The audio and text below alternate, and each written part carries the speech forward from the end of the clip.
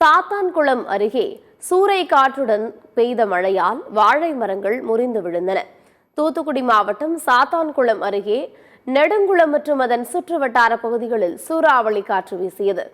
இதன் காரணமாக 30,000த்திற்கும் மேற்பட்ட வாழை மரங்கள் முறிந்து விழுந்தன. அறுவடைக்கு தயாராக இருந்த வாழைகளால் சேதமடைந்ததால் விவசாயிகள் வேதனை அடைந்துள்ளனர். உரிய கணக்கெடுப்பு நடத்தி நிவாரணம் வழங்க வேண்டும் என்ற கோரிக்கை விடுக்கப்பட்டுள்ளது. ஒரு மலையும் ஒரு சூறாவளி காற்று வந்ததில் எங்கள் இடத்துல இருந்த நாங்கள் பருவம் வச்சுக்கிட்டு இருந்த வாழை மரம், தென்னை மரம், முருங்கை மரம்னு எல்லா மரத்தையும் பயங்கரமாக சேதாரம் பண்ணிட்டு போயிட்டு கிட்டத்தட்ட எங்கள் ஊரில் வந்து ஒரு 20,000லேருந்து 30,000 வாழை மரங்கள் நாங்கள் வருஷத்துக்கு என்ன பண்ணிகிட்டு இருக்கிறோம், விவசாயம் பண்ணிகிட்டு இருக்கிறோம். ஏற்கனவே எங்கள் ஊரில் இந்த வருஷம் சரியாக பருவமழை பெய்யாதனால நாங்கள் நெல் அறுவடையும் எங்களால் செய்ய முடியாமல் போச்சு. நாங்கள் எங்களுடைய வாழ்வாதாரத்துக்காக எதிர்பார்த்து இந்த வாழை மரமும் சூறாவளி காற்றுல நிறைய பலத்த சேதாரம் ஏற்படுத்தி போயிடுச்சு.